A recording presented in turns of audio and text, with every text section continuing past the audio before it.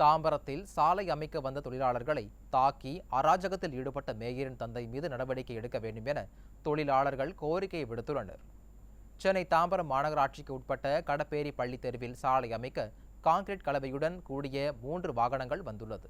இந்த நிலையில் மாநகராட்சி மேயர் வசந்தகுமாரியின் தந்தை கமலக்கண்ணன் குண்டும் குழியுமான சாலைகளை அமைக்க விடாமல் ஆட்களை ஏவி விட்டதாக கூறப்படுகிறது. அப்போது திமுகவின் உடன்பிறப்பான கோடி என்பவர் ரெடிமிக்ஸ் கான்கிரீட் லாரியை ஓட்டி வந்து ஓட்டுநரை மிரட்டி தாக்கியுள்ளார். தாம்பரம் மாநகராட்சி மேயரின் தந்தையின் செயலால் சாலை அமைக்கும் பணி நிறுத்தப்பட்டு 3 லாரிகளில் வந்த ரெடிமிக்ஸ் கலவைகளும் திருப்பி கொண்டு செல்லப்பட்டது. விடிய ஆட்சியில் திமுகவினர் அதிகார மமதியில் செயல்படுவதாக பொதுமக்கள் குற்றம் சாட்டியுள்ளனர்.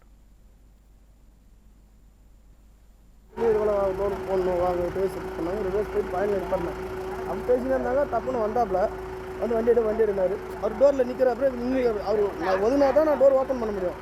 சரி அவருக்கு ஒதுங்கிட்டு வந்து டோர் ஓப்பன் பண்ணி மேலே ஏறான் அப்படின்னு ஒரு காரணம்.